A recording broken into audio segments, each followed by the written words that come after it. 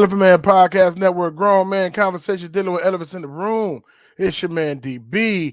Like, subscribe, share, hit the notification bell so you can know when new material is coming out. And also join us on IG, Elephant Man _podcast, and also on Facebook /Elephant Man Podcast. Join us, join us, join us. What's going on, everybody? Hopefully everybody is blessed, clothed, and in their right mind, and staying safe out here. It's very, very, the weather is very, very interesting. It's getting colder, below zero. It always get interesting around Northwest Indiana, Chicagoland area, the Midwest, when it gets below zero weather, when your hands hurt, your face hurt and all that. And then I work at a school, and some of the days at the school, we was out, but it just made me think about the new year. We a couple of days into the new year, they talking about going to war and all kind of crazy stuff going on, man. But I always thought about the new year, so it had me revisit some things about the New Year tradition. Happy New Year. Talking about 2022. But let's get into some information about the new year. I'm gonna read some information about how do we get to the new year. So let's check this information out. You're like, oh, here they go. They're trying to take away our New Year's. I ain't trying to take away nothing. Just sharing some information with you, and we can just see what's going on after that. So let's get this posted up. Let me get out of the screen here. Okay. This from the History Channel, historychannel.com. Topic: Holidays and New Year's. January 1st became New Year's Day. The early Roman calendar consisted of 10 months and 304 days, with each year beginning at the vernal equinox, according to tradition.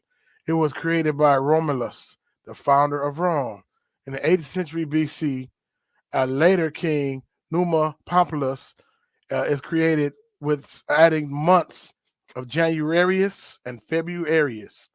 Over the centuries, the calendar fell out of sync with the sun, and in 46 BC, the emperor Julius Caesar decided to solve the problem by consulting with the most prominent astronomers and mathematicians of his time.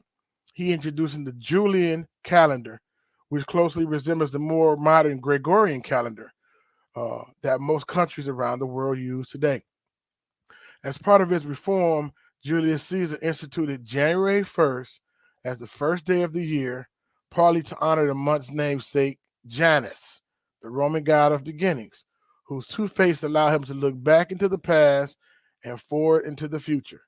Romans celebrate by offering sacrifices to Janus, exchanging gifts with one another, decorating their home with laurel branches, and attending raucous parties. In medieval Europe, Christian leaders temporarily replaced January 1st as the first day, as the first January 1st as the year with days carrying more religious significance, such as December 25th, the anniversary of Jesus' birth, and March 25th, the Feast of Annunciation. Pope Gregory the 13th reestablished January 1st as New Year's Day on 1582. All right, so that's very, very interesting. That's on uh, historychannel.com. I'm gonna share this other thing which I think is very, very interesting. We're just sharing information. It's public knowledge. All right, the God of doors, God of gates. Let me see, can I shrink myself out of the picture? God of doors, God of gates. Okay, transitions, history in ancient Rome, God Janus. In ancient Rome, religious and mythology, Janus was the god of gates and doors. Well, we know gates and doors is talking about portals. See, the ancient Romans had a specific god who held the key, so to speak, to a metaphorical doors or gates between what was and what is to come. So this is what the Romans believed back in the day. The liminal space of transitioning out of one period of time into something new. Okay. It seems like the ancient Romans had a god or goddess for everything. Poseidon, the god of the sea, Venus, the god of love and beauty, Apollo, the god of the sun, just to name a few. In Roman mythology, Janus was the god of doors, gates, and transitions. Janus represents the middle ground between both concrete and abstract dualities as life, death, beginning, end, youth, adult, rural, urban, war, peace, barbarianism, and civilized. Janus was known as the initiator of human life, transformation between stages of life, and shift of one historical era to another. Ancient Romans believed Janus ruled over life events such as weddings, births, and death. He saw seasonal events such as planting, harvesting, seasonal changes, and the new year.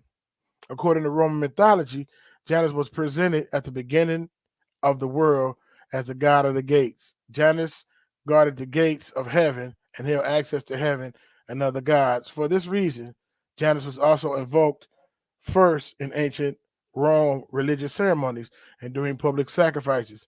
Offerings were often given to Janus before any other deity. In fact, there is evidence that Janus was worshipped before many of the other Roman gods, dating way back to the time of Romulus, the founder of Rome. Okay, what does it say? So let's talk about protecting your doorways and transitions and all that different stuff. So that's a lot. That's the reason. That's where a lot of that stuff come from. Because I used to wonder, like, why is it, but that makes sense, But you know what? That's not really considered a new year, because really a new year, it was in the springtime when life appears again. You got your flowers coming back, you got your plants, you know what I'm saying, coming back. It's like a new life in the springtime. So that's really when uh, the new year, the real New Year's is, not in the dead winter. The middle of the dead winter, it's all cold, everything's dead, dormant. And so we honor, I'm not saying we honoring the god Janus, but that is the origins of it. When we say Happy New Year and we do all this stuff, we, talking about the god of transition and portals and gates, going in from one year to the next year. You know what I mean? A lot of these different Gregorian and Julian calendar, different things that we follow, and feasts and traditions of men that we follow. We don't even know the origin of a lot of these different things. And some people say, you're trying to be deep, you're doing too much.